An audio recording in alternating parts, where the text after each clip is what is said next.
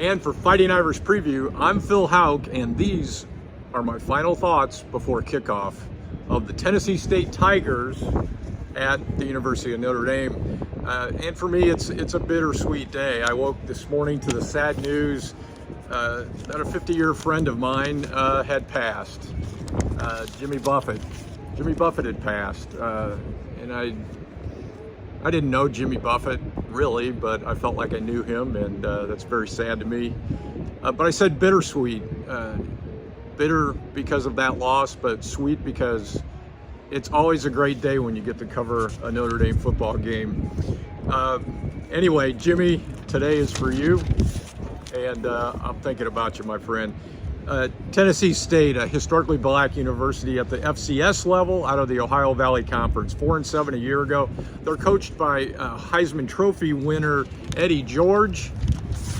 Folks, it's hard to get a read on this one because there just isn't that much info out there on this team, on Tennessee State, but here are a couple of my thoughts.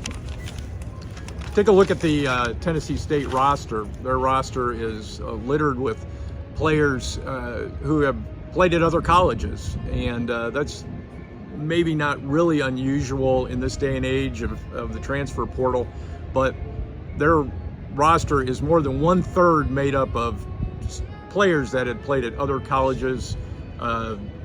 There's a lot of unknowns on this roster, but these are not talents that were highly sought after, frankly. That tells you something about the relative talent level between what you get out of a FCS team and an FBS team, which the Irish are nonetheless a historic game today. The Irish playing a historically black university, as well as the first time ever playing at a different level. That is a team at the FCS level. My second thought is this game is not even on the board in Vegas. No line. There's no line for this game. That's rare. But it tells you Notre Dame just has such superior talent at virtually every position on that field. Notre Dame, at possibly even down as far as into the depth chart into the second team, will have better and more substantial talent than Tennessee State on the field today. You never know what happened, and you don't take anything for granted in this business, but that should tell you a lot. And particularly when you look at how Notre Dame was so dominant last week in Dublin against the Navy, 42-3. Notre Dame came out dominant, physical in that game, and look for more of that from the Irish. Look for the Irish to possibly try to get a fast start today, although you know, it's human nature to have a letdown, so maybe they'll be a little slow getting started today. But again, that talent level is significant in the differences in the talent level. And hopefully the Irish will be able to get some game experience for backups. Building depth has been a theme of Marcus Freeman and his staff all summer long.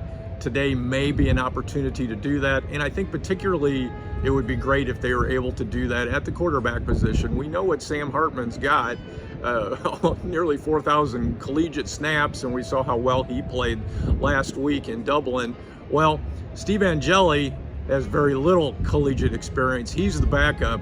You know, there's almost undoubtedly there's going to come a time this season where Angeli will be called on to play some significant downs. So it'd be great to get him some experience today. Maybe he throws a touchdown pass today. It's warm and dry in South Bend today. Game time temperature is supposed to be about 85 degrees.